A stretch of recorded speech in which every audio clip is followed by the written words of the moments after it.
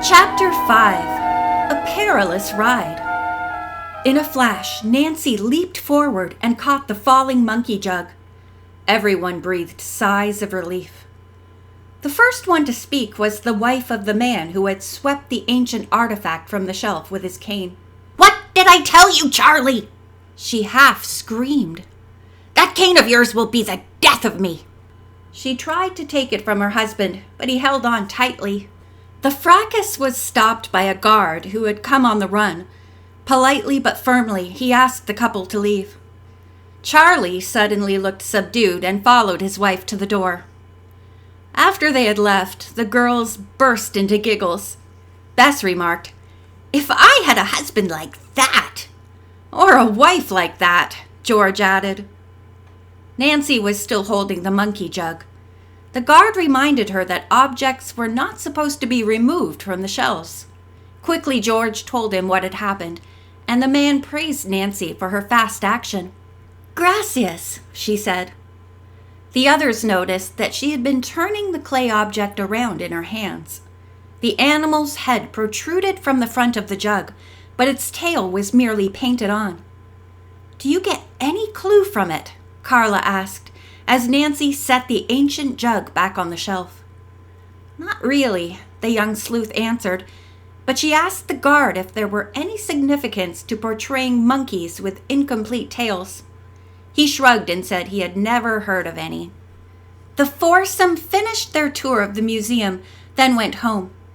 While waiting for dinner, which was served late in South American households, Nancy and her friends sat down to talk with Carla and her parents. After hearing what the girls had done that day, Senor Ponce asked Nancy, "Have you any ideas about how you will proceed with solving the mystery? What would you like to do next?" Nancy's eyes sparkled, and she said mischievously, "Oh yes, I know what I'd like to do, but it's impossible." "Nothing is impossible," said her host with a smile. "Tell me what is on your mind." "A trip to the Arajanas forest." At this announcement, Bess and George blinked. Their friend was really reaching far. To their surprise, Nancy's request did not seem to upset Senor Ponce one bit. Grinning, he told the girls that his company owned a private plane which was flying the next day into the Argentine. As a matter of fact, it will go very close to the peninsula where those unusual old trees are. He went on to say that the executives of his company, including himself, were going to the beautiful Hotel Lau Lau to attend a 3-day conference and golf matches. The plane will fly to Bariloche, and the group will motor from there to the hotel. There's plenty of room in the plane for you 4 girls. How would you like to go? The visitors were almost speechless with delight, but finally Nancy said, "Oh, Senor Ponce, that would be marvelous. You say the Arajanas forest is not far from where we'll be staying?" "The hotel is on the same lake, and you can rent a boat for an excursion to the forest."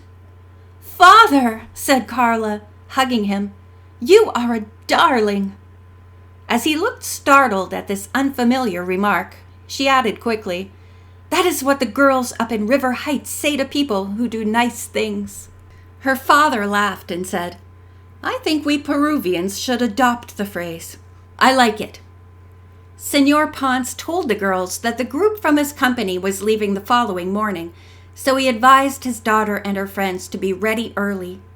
He thought it might be a good idea for Nancy to take the plaque. As Bess was preparing for bed, she remarked to George, "There's been so much excitement since we left home. I feel as if I will burst." George grinned. "Well, my dear fat cousin, that might be one way to lose some weight."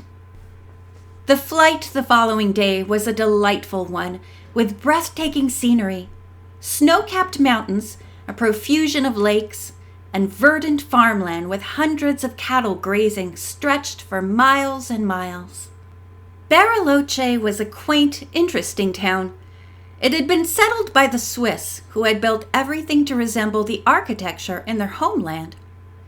In less than half an hour, the group arrived by car at the Hotel Lau Lau. It was a long, rambling building on very attractive grounds and stood on a knoll overlooking the water. In the center of the hotel was a lobby, and from this ran a wide corridor the full length of the building. There were shops along either side of one end. Directly ahead was a large lounge and a glassed-in porch overlooking the golf course. Rooms on the second floor were assigned to the girls. A broad stairway led upward. The girls walked instead of taking the elevator. Nancy and Carla's room overlooked the lake, which stretched for miles and miles. Not far from the hotel was a dock where power boats could be rented. Look! Bess exclaimed, pointing down to a roadway which led along the foot of the slope. An ox was pulling a cart on which sat a sleepy-looking driver, holding the reins loosely. I want to take their picture, said Bess, and made a dash for her camera.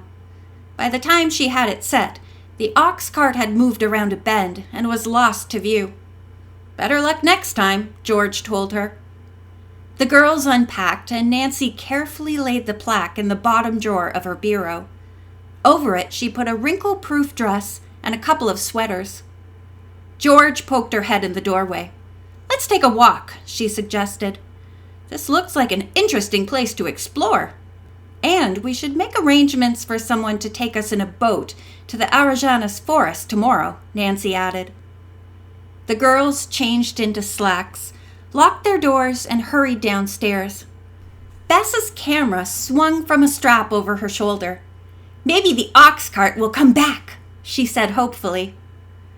First, the girls went to the boat dock and made arrangements for the next day's trip. They were told there would be several other passengers. I hope it does not rain, the man said dolefully. It looks as if it might. We'll go anyway, Nancy replied. Hasta la vista. Be seeing you. On the way back to the hotel, the girls saw the ox cart parked on the side of the roadway, but the driver was not in sight. Bess decided this was a good chance to take the animal's picture. As she and the others approached the ox, they noticed a boy of about 14 seated on the hillside nearby. A man was talking to him, but as soon as he saw the girls, the stranger hurried away. He acts as if he's afraid of us, George remarked. Bess was about to snap a picture of the ox cart when the boy arose from the embankment and said to Nancy, You ride ox? You have picture taken on ox? As Nancy demurred, Bess said she thought this was a grand idea. Please climb up. The picture will be a wonderful souvenir of our trip. Oh, all right, Nancy said. With George's help, she gave a little jump and landed squarely on the back of the ox. Instantly, the boy, who was holding a stick in one hand, gave the animal a hard slap with it. The beast started off abruptly, nearly throwing Nancy to the ground.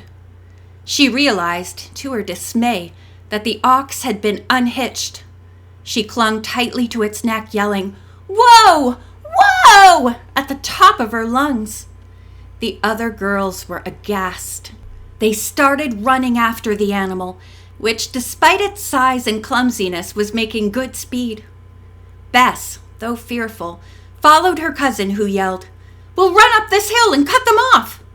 She and George ran sideways up the slope, then down again several yards in front of the pounding animal. Do just what I do, George commanded. The two girls waved their arms wildly, crossing and uncrossing them.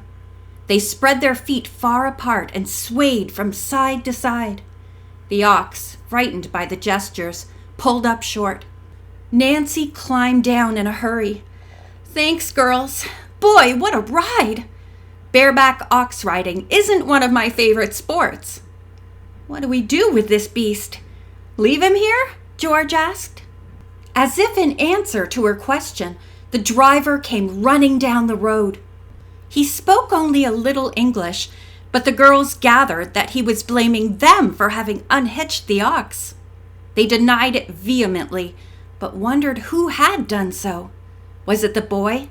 Or could it have been the man who had run off? We had better go ask that boy, Carla suggested. They walked back to the cart, But the lad was gone. When the driver arrived, leading the ox, they told him about the boy and asked if he knew who he was.